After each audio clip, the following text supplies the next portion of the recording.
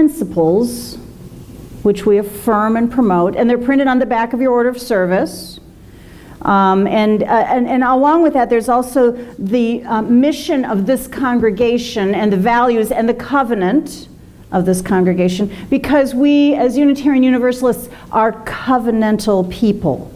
And what that means is we are covenant making, covenant breaking, and covenant remaking people, all right? Now, if you look at that list of 7 principles, you see that there's a first one. We affirm and promote the inherent worth and dignity of every person. That's our first principle. And it packs a wallop if you do it right. Okay? Or not. I mean, we're just affirming and promoting. We're not demanding it, and we're not making a nuisance out of ourselves about it yet.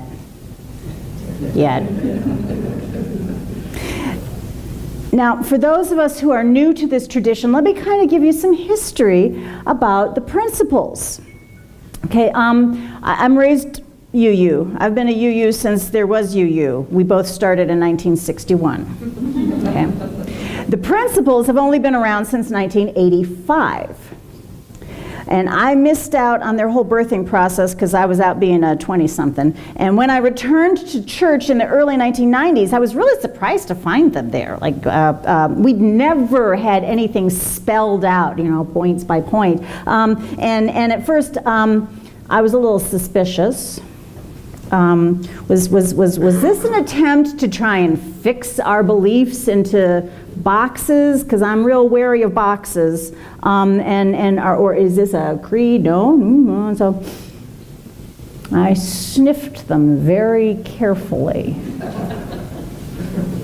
I found them to be mostly harmless. I actually agreed with most of them. Okay, we can work with this. All right. Now here's some backstory to the history. I'll let you know, this was not our first attempt at having principles. Back when the Unitarians and the Universalists were seriously working to become Unitarian Universalists or Universalist Unitarians, they'd been playing footsie for about 70 years under the table, and now they were trying to make it official. And this was back in 1960 that they were really getting serious. The teenagers of the two denominations had already merged. They'd become the liberal religious youth. And when I was a teenager, boy, I was liberal, and I was religious, and I was very youthful. And so the teenagers got it all figured out before the adults did. Because the adults had a lot more process and property and all that to hammer out. And they figured that in order to do this, they should come up with some unifying principles that they could all share together, that which unites us. And now anybody who actually knows about the kinds of people who are Unitarians and Universalists will not be at all surprised to learn that the whole process was fraught. Fraught, I tell you, just contentious. And one observer, the whole process back in 1960, was describing one particular session as unbridled democracy in action. It was like a Unitarian Council of Nicaea, add in a parliamentary alley fight and a heated family squabble. And this was all going on. Nobody else cared about it, but the Unitarians and the Universalists were at it. And they scrambled over every detail. How often would there be the General Assembly? Well, the Unitarians met every year. The Universalists met every other year. Right now, we're meeting every year. One historian notes that during this process, there were 57 different amendments offered to the program, to the plan. Each amendment had to be moved, had to be seconded, had to be debated, had to be voted on. 57. And the whole process nearly ran aground when it came to wording a statement of the uniting principles. Because we might not be people of the book, but we are people of books and language. And immediately factions arose. There were the Unitarian Christians. They existed, they still exist. And they wanted to have the principles include a nod to Jesus. There were the traditional theists who wanted to acknowledge God and the great prophets and teachers. And there were the humanists who objected to including any deity.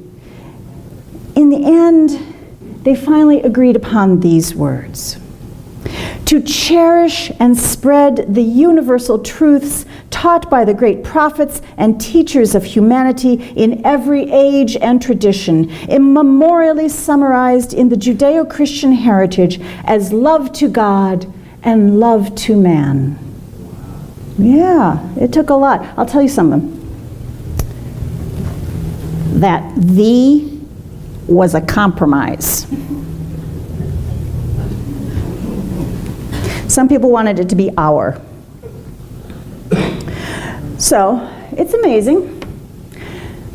But it didn't make everybody happy, and they were all really tired, so they agreed to move on. Here's some more. Oh, the Universalists were like, cool. And then they were waiting for the Unitarians. Oh my. It took a while. Here's some even more backstory. The two denominations arose separately, but they had so much in common, and they were both so tiny that they'd been inching closer together for about 100 years. And they'd participate and sort of share things, but so when they finally made it official, 1961, it was not a merger, okay? It was a consolidation. So if you hear somebody say, well, back when we did the merger, no, it's a consolidation. And this is a legal distinction because in Massachusetts, a consolidation didn't dissolve the two previous entities. All right? A merger would dissolve the previous entities. And they were afraid that if they dissolved the previous entities, a congregation could sue and claim the assets of the previous entity. Now, why would they think that way? It was because, see, back in the 19th century, when the Unitarians grew out of the Congregationalist tradition, and they said, some of us are just not feeling the Trinitarian thing anymore, and it was like a divorce. And what happened was the congregations would split. Some would remain Trinitarian, some would become Unitarian, and then in the split, some got the church building and some got the communion silver. Yeah. So you can kind of see that some folks have really long memories, and they wanted to make sure the property was not going to be in it. So, okay, so that's why it's not a merger, it was a consolidation. Okay. So there they are, 1961, newly consolidated and united to cherish and spread the universal truths. This was back when modernism still let us think that there were universal truths. I love those days. So optimistic. The problem was nobody really paid much attention to the principles. It wasn't printed in your order of service. It wasn't hung on the walls, and not down at child level where I could read it. And it was too long to say, so nobody memorized it and recited it all together. I never heard these principles while I was growing up. So all of this is just a lead up. Everything I've said is a lead up as to why it was so amazing that in 1985, the UUA unanimously adopted the 7 principles. Unanimous. That clue is that that was a clue that there was such a sincere hunger for identifying our beliefs. Okay, now of course it was not an overnight process. Okay, it started in the late 1970s and it took a while. And here's why it started. It began from the women. All right, thank us very much.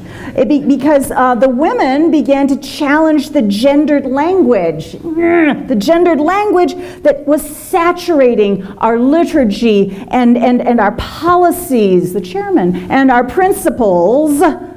They challenged the language like the brotherhood of man, the fatherhood of God, the steady progress of mankind, and the love to God and the love to man. So the women started saying language counts, and we're not there yet. There was also a restlessness as people came to our tradition that they wanted to be able to state our shared values more clearly. For while we are very happy seekers, it was felt maybe we should actually share some of the profound truths, with an S, multiple truths that we have found. There's room up at the front if you need some sit-down place. Okay. In fact, who was telling me they were having trouble still, the desire to have an elevator speech, the kind where you could explain what we do here in one elevator trip. You're like, so you're a Unitarian Universalist. What does that mean you believe?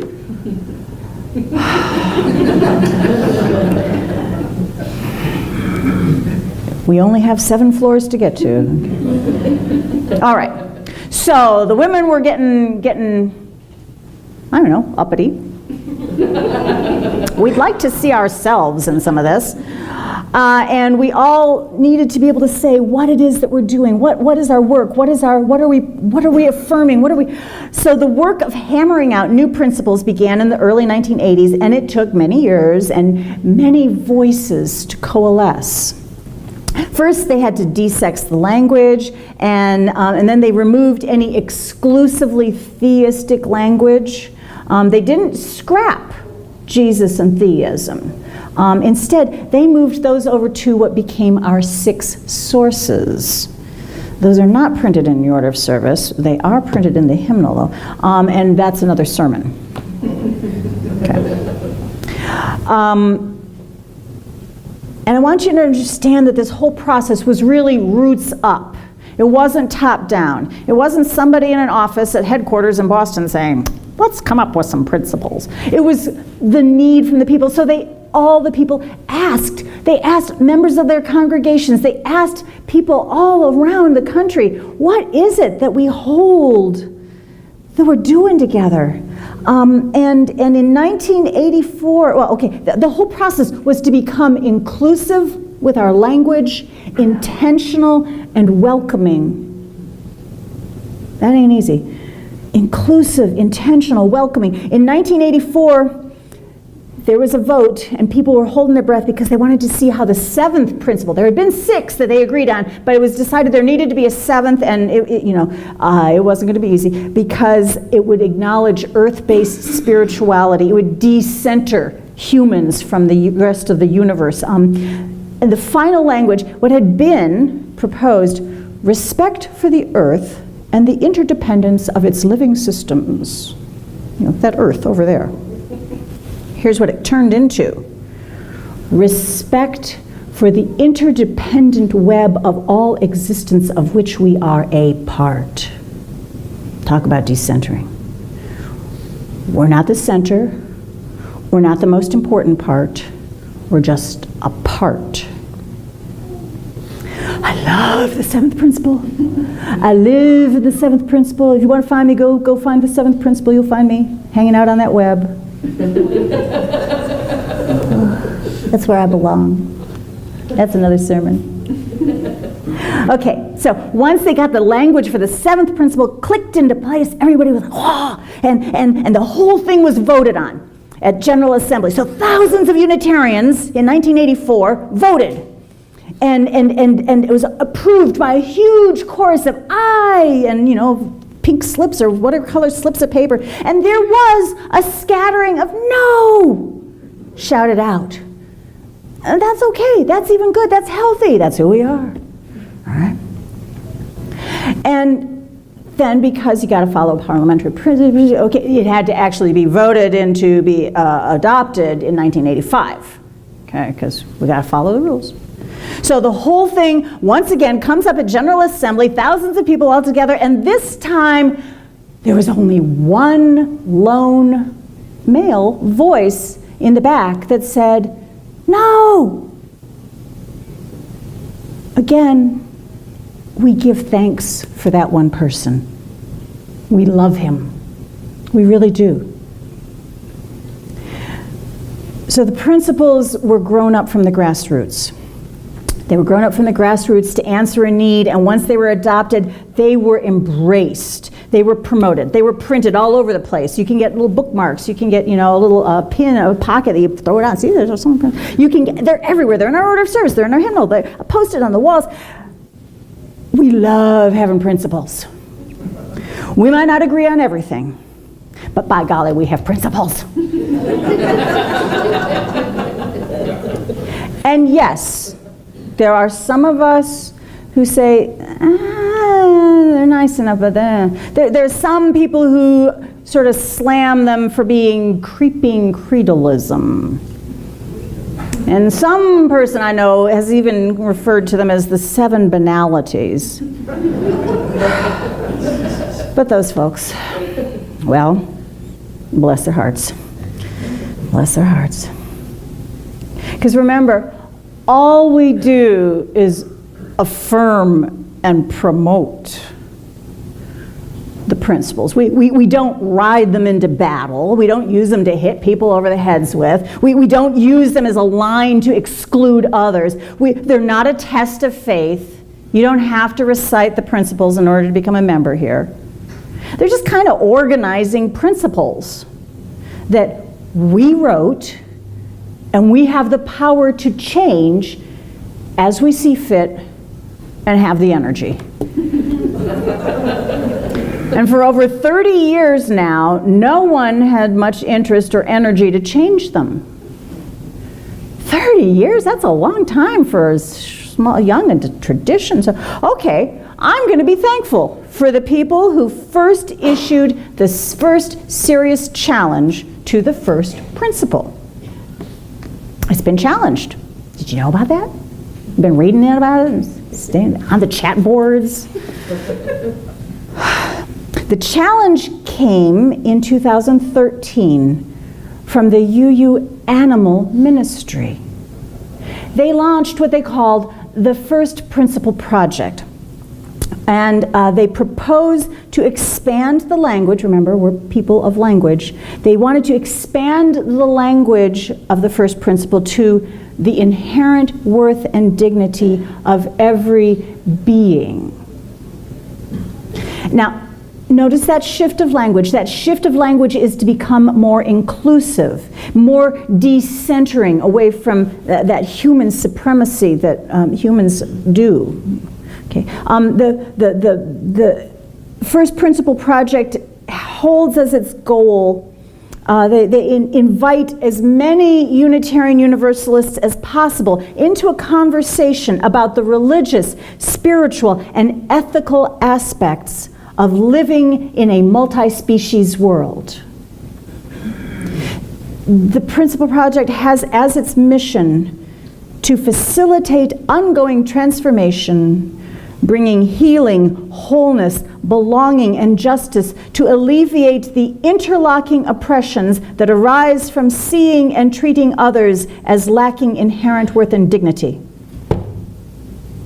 That's the kind of language we use when we get really head up. Okay, and I get it.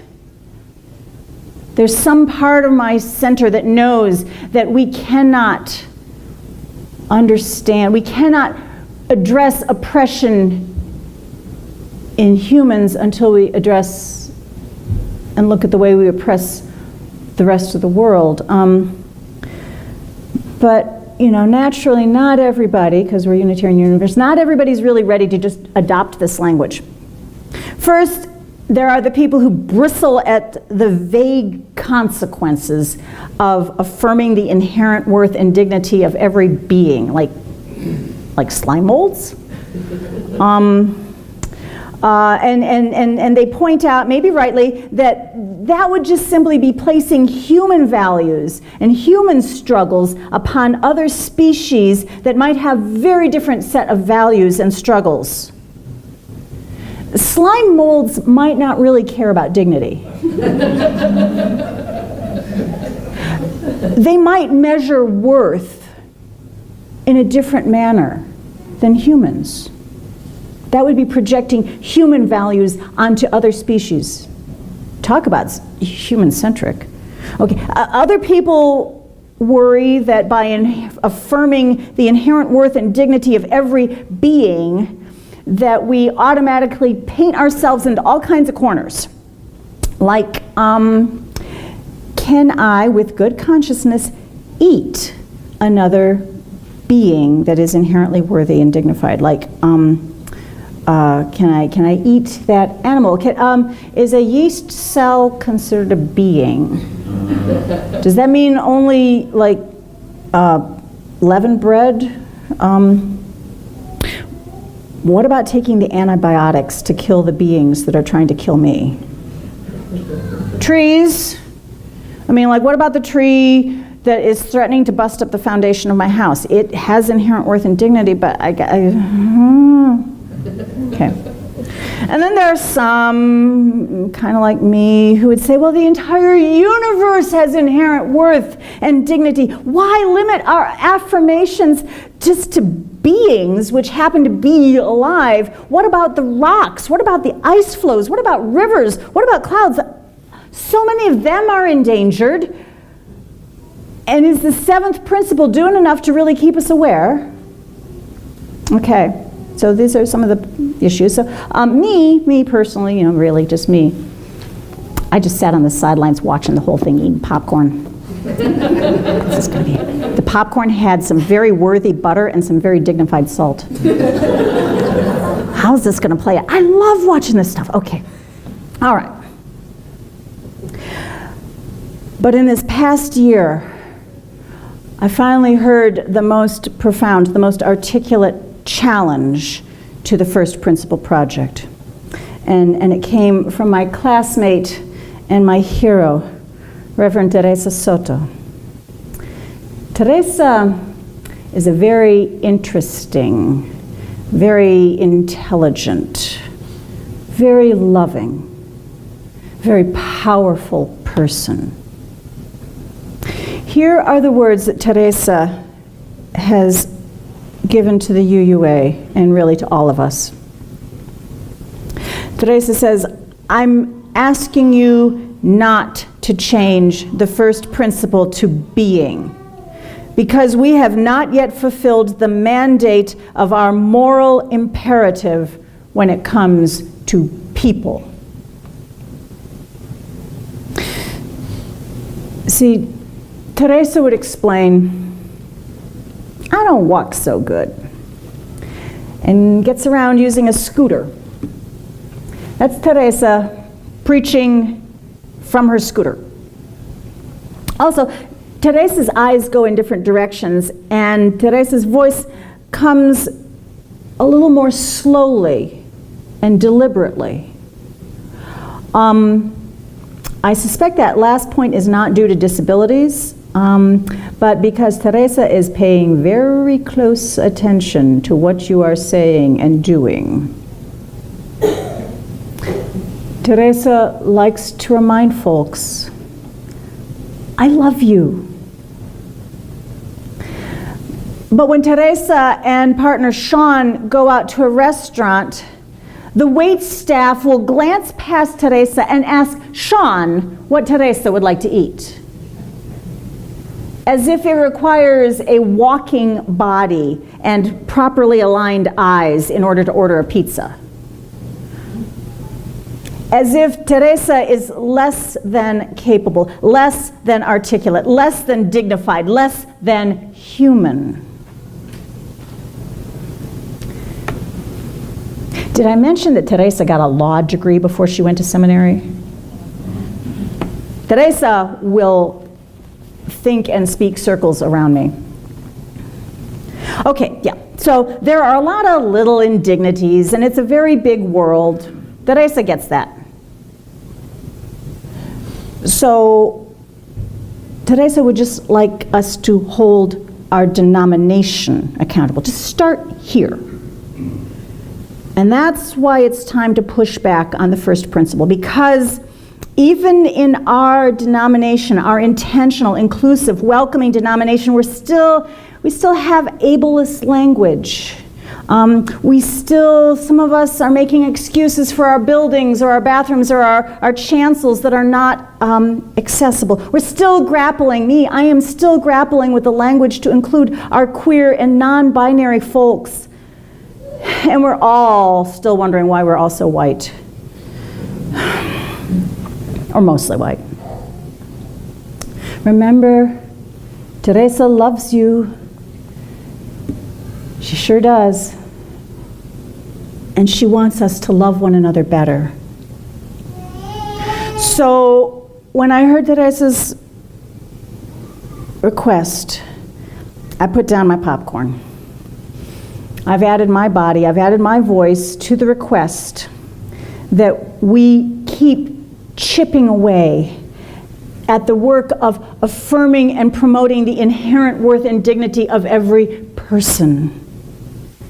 Because we're not done with that work yet. We are still working to affirm the inherent worth and dignity of every brown body, every black body, every muddled up multiracial body, and every white body. We are working to affirm the inherent worth and dignity of every walking body, every scootering body, every heavy set body, every bruised body. The inherent meaning sometimes it cannot be seen at first. Sometimes it's inherent, but it takes us a while to understand, to see the inherent worth and dignity of every incarcerated body, every trafficked body, every queer body, and every transgender body. We are still working on seeing them as fully human with inherent worth and dignity. It's hard work. I struggle. Perhaps it is the work of another 30, 35, 70, 100 years. I don't know. But it's our work. And like Teresa, I love you so much as we work together. Blessed be.